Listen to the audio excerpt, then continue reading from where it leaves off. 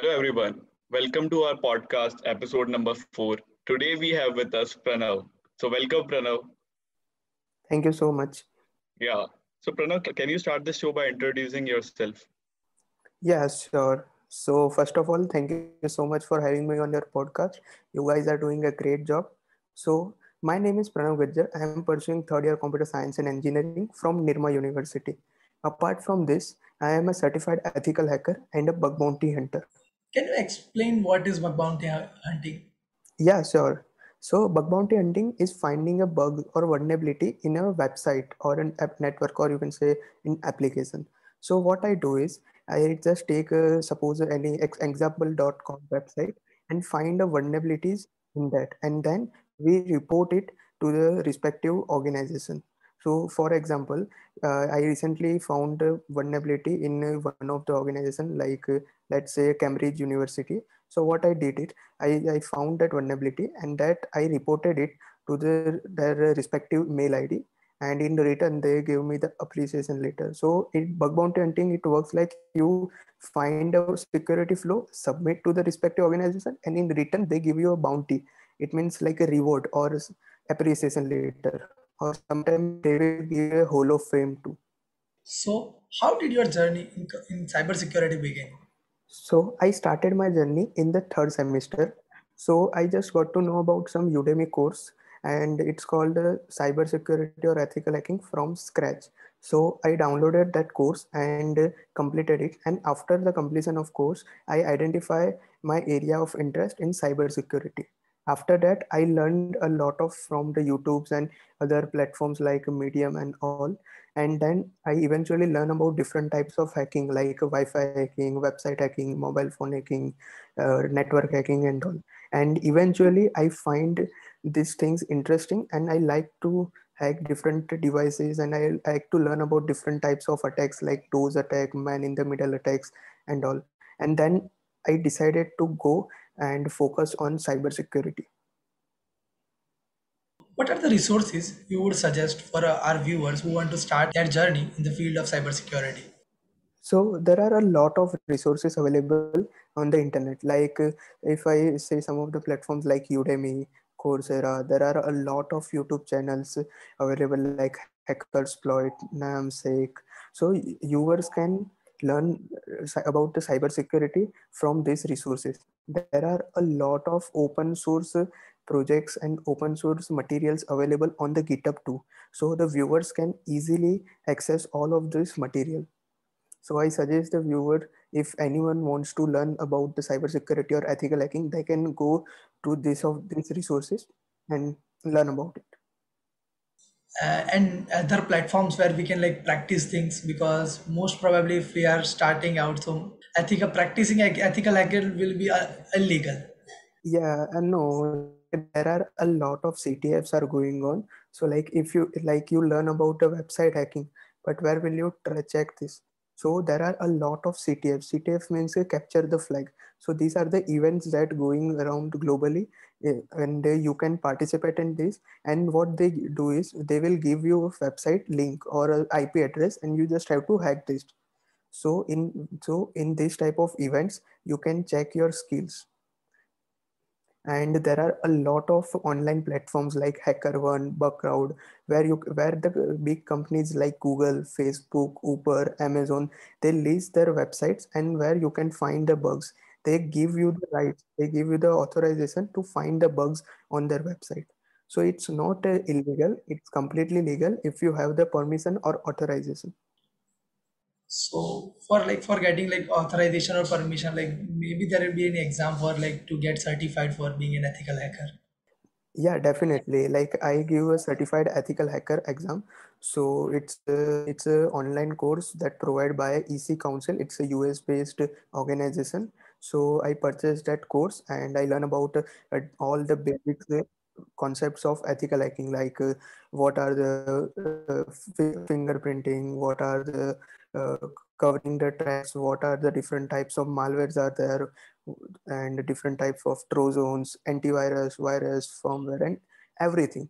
So I gave that certified ethical hacker exam. So I prepared almost 3 to 4 months, and I gave that exam in September 2020, and I clear in my first attempt, and then I get my certified ethical hacker certification. So there are a lot of different certifications like OSCP, AJPT, and all. So you, if anyone wants to start their journey or start their career in cybersecurity, they can go for it too. So, how did you find cybersecurity as your main area of interest? So before going into a cybersecurity, I also explored a lot of different domains like web development, app development, AR, VR, IoT, and all. Like I made some apps in Java based Android Studio. I also made some augmented reality based applications, and I explored everything. And like let me give you some example. Like recently, few days back, I got one message from one of my juniors that I am confused, like what to, like how can I decide my domain. There are a lot of different domains: web development, app development, cloud games, game development, and everything. So what I did is I explored everything. If you don't explore everything, you don't get to know like what are the different options you have. I explored the augmented reality part. I also developed small games on Unity 3D. I also explored the Bitcoin and how the blockchain works. And so what I suggest is you explore everything and then find your suitable area of interest. I explore all these different branches and then find my interest in a cybersecurity. And then I decided that I want to go and I want to invest my time in the cybersecurity domain. Okay. Also, like if you have learned so much in cybersecurity, so you have tried some various projects and here and there to make something on that. Can you provide something you tried? Yeah, sure, definitely. So I just developed one small program called a Wi-Fi jammer. So I developed in the lockdown. So what I did it, so that program scan or discover the nearby all the routers and the Wi-Fi devices. It lists down all the nearby Wi-Fi devices, routers, hotspot, everything, and it will automatically disconnect all the nearby devices to their respective access points. So it's one of very powerful scripts. You can tell, like if I just plugged in the Wi-Fi director and just run my script, so eventually within a 1 or 2 minutes, all the nearby devices will be disconnected from their respective Wi-Fi devices, and this will not get reconnect back to their respective access point until and unless I terminate my script. So I developed this type of cool, like you can say, cool scripts too, and it is available in command line as well as graphical user interface. So like if anyone don't know about this, they can just run the application and just click on disconnect button and boom. We should try sometimes, but it will be illegal, yeah, right? To use in Yeah, like it's public not place. legal to use in public place, so I just use for personal use or in my home range. So it's okay, but it is available, and it's really it's almost 150 or 200 lines of code, not more than that. So you can understand like how many things we can do with this. And also I recently working on radio frequencies. So I am learning about how we can hack the GSM networks. Like GSM networks works on a 2G, 3G, 4G phones, mobile phones. So I am also learning about how we can hack these GSM networks, and also car hacking, radio hacking, and all. So eventually I am upgrading myself to the next level. Right. So Pranav, as you mentioned that you did some Udemy course back when you started cybersecurity, right? Yeah, definitely. Yeah, yeah. So today most of the people they enroll in course just for the sake of certificates, right? So what's your take on this?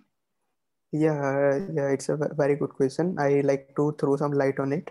So I saw a lot of posts on a LinkedIn, like where when the pandemic start. So there are a lot of posts that I saw on LinkedIn that I completed this course, I completed this course and all. So what I suggest is don't complete the course for the sake of certification. Complete it if you really want to. So like just I let me give you some example. Like when just 1 year back, Google provided a certification course for marketing, I guess, on a Digital Coursera. marketing, Yeah, digital marketing, Yes, right? yes. Google on Garage. and Digital garage man. yeah, definitely. And a lot of people are just doing and uploading on LinkedIn just for sake of certification. I know a lot of Right. people who are in a technical branch who don't have any relation or any interest in marketing. Still, they are doing just to get a certification. So, Right. what I suggest is to do if you are really want to do some certificates. Interested in any field, and if you are doing any certification course, then try to gain as much knowledge as you can. So like for example, if you are interested in a Google, in a cloud computing, Amazon cloud, so there are a lot of certification that provided by the Amazon. So if you do that Yes. certification, value of that certification is very much more higher than any random Udemy course. Or like, I hope you can understand. Mhm. So Right. if Right. you are doing any Yes. certification, do it with your 100%, not for the certification. Companies never ask for the certification; they see your skill. If you have completed 10 to 15 different programming language like C, C++, you have certification. But if you don't have the skill, if you don't code in that language, then it will not matter much. Yeah. So this same thing is going on with internship as well, right? So there are some people on different platforms. Yeah, they are giving some random internships just to promote Yeah, themselves, right? So this same scam is going on with internship as well, right? yeah, So what I'll conclude from this is, so you focus more on skills rather than any certification, right? Yeah, definitely. What I say is, if you want to do some certification course, definitely go for it. But do it to gain some knowledge or skill. Don't do it just to get the certification. Like there are for example, if you want a certification, like say for a Python, so there are only a 2 to 3 hours course in Udemy. You just enroll in and just tick on the left side of each and every video, and you will easily get the certification. It's just within a 2 or 3 minute you can get a certification from Udemy that Certificate. you have completed Python course. But you have the certification, but you don't have the knowledge or skill. So it will cause you in a trouble in the future. Right, right. So at the end, the only skills matters, right? Yeah, Yeah. definitely. If you have a very good certification, like where there are some valuable certificates that are provided by the Google, like Google Cloud Facilitator, then Amazon AWS, then suppose certified ethical hacker. If you are interested in Java, so Oracle also provides some certification. So this type of certification really matters if you have. But suppose you have a 2 to 3 Udemy certificates, like I'm just giving you example, so it will not Mhm. making that much impact. Right, right. So there are a lot of people, right, in first year and second year, and they are trying to do internships somewhere or somewhere, because they want to build their profile. So what's the appropriate way to find a good internship according to you? Yeah, that's a good question. So let me give you example. Like I recently got DMs from 3 to 4 juniors that I want to do internship. I want to do some internship in my second year and wants to enlarge it into my resume and all. So if you are looking for an internship, first thing that you must have is skill.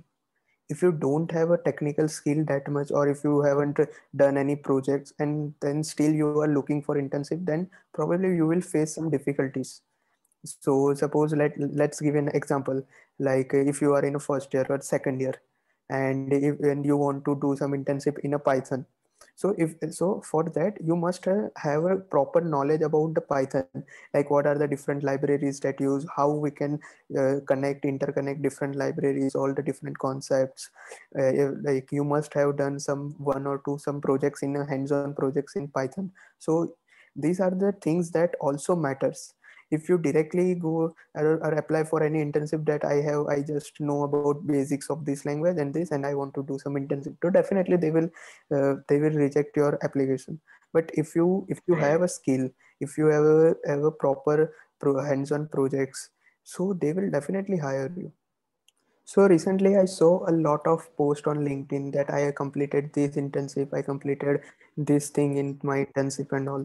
So what was that? So there are few people who are uploading a post on LinkedIn that I have completed my basic ML regression code on XYZ organization and all. So I asked them, like I asked a few of people, like, what is this? Why the people are uploading this type of post? And I see almost 5 to 6 posts daily on my LinkedIn feed.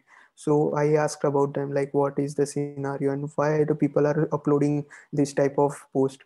So I got really a shocking response that organization are informing them that you have to upload the LinkedIn post informing about your internship, and you have to tag their organization.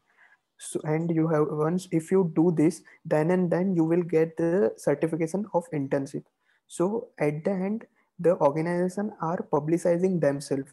So these are, so there are a lot of internships are going on that you enrolled in the internship, and you just have to do some basic HTML coding or basic some small web page development and all. And at the end, you will have to give them a sort of type of thing, or you have to post on a LinkedIn or Instagram that I have completed this internship. So they are publicizing themselves by giving them the internship. So I recommend all the viewers that please do, if you are not learning anything, or if you are not getting any valuable from the internship, then the meaning of the internship is null and void. So if you are doing any internship, so like just check that you are, if whether you are definitely, or whether you are learning anything from anything valuable from the internship or not. Mm. So don't do internship just for getting a certification or adding your experience into a resume. If you are doing any internship, so do this to gain some real life experience, to know how the industry works, not to get just a certification and uploading on a LinkedIn or in your resume that I have done this internship. So it give you the, if you can definitely add on a resume, but you will not learn anything. You don't have any industrial experience or any real world experience after doing this internship. You are just doing some basic tasks that, so find a proper internship that give you some real world experience, not just you have to upload enroll some 10 registration or anything. If you are doing some internship, do to get some knowledge and experience. Apart from day-to-day college academics, what are the other things you are exploring? Apart from day-to-day college, I also have a YouTube channel called Cyber, where I upload the cybersecurity, ethical hacking, and bug bounty related videos. And I also upload some security awareness post on a LinkedIn to aware the people about recent security trends. Okay. I also do some bug bounty hunting and report to a respective organization. Like I recently submitted few bugs to United Airlines, Acmea, and also also perform bug bounty hunting and on platforms like Bugcrowd, Integrity, etc. And I also doing some freelancing work for a organization for testing their web application or their Android application. So I just done I guess 2 to 3 freelancing in in a web application penetration testing. And also I am engaged in a different clubs like IST as a joint secretary and ACES as a president of it. And I am also doing a internship in Crime Free Bharat as a web security intern. So Pranav, I came to know you from this amazing blog where you used to share each and every content, right, Uh, related to any books or PPTs or all. So please tell me your story of that blog. So it start in my second semester of college. So I see that people are facing some issues for accessing the materials. So in back then in my second semester, so what we had is we have a different blocks for each and every subjects. and in that blog we have to go to the different section and to get ppts or books for any subject. So it is little bit hectic, and it also time consuming that the blog name are also very weird and you can't remember it. So you every time you have to check the blog name, then you have to go into that blog, then search for particular ppt or material. So it was very hectic at that time. So I decided is I decided to create a one blog. So in that what I did is I integrated each and every subjects in it, so that students have to visit only one blog, and they get each every subject and they get everything that they want. So I what I did is when I was in second sem, I combined the subjects like physics, chemistry, everything on my blog, and I put the ppts, study materials like notes and book and reference book and all onto my blog. So students have to just visit the one url, that's my blog, and they will access each and everything. So they don't have to worry about remembering the subject blogs and all. So blog went crazy, like I got thousands of view every day, and a lot of people every day dming me like thank you so much for your blog that I got everything in one place, it helped a lot. And then I also uploaded some notes from the toppers, so it also helped a lot to the students. So it went really very good in my second sem. It also went very good in the third sem too. And new people are joining and contributing themselves for to help the others. The motive behind this blog is to help the students. So more and more people are giving their study materials like their personal notes, and say that you can upload this on the blog, it will help the other students. But my motive behind to creating this blog was to help the students. So many times students get difficulties in their exam times, like finding ppts or finding the notes and all. So like my motive or intention was to help the students in their exam time, so that they can do their studies well and they can score the good marks. So that was my motive. But yeah, unfortunately, the things didn't went well. I had to put down my blog due to some copyright and other issues. But at the end, life has its ups and downs. You will never fully appreciate the ups unless you have some downs. So it's just a part Right. of life. So yeah, so that was Yeah. the story of Yeah. my blog. Yeah. So your blog was literally a very amazing thing for us people, for us as a junior. Yeah. So thank you so much for joining in. We had a great time, Pranav. Thank you so much for joining in. Thank you so much for having me on your podcast. You guys are doing a great work. I hope you continue this series and bring some more amazing stories to our viewers. Thank you.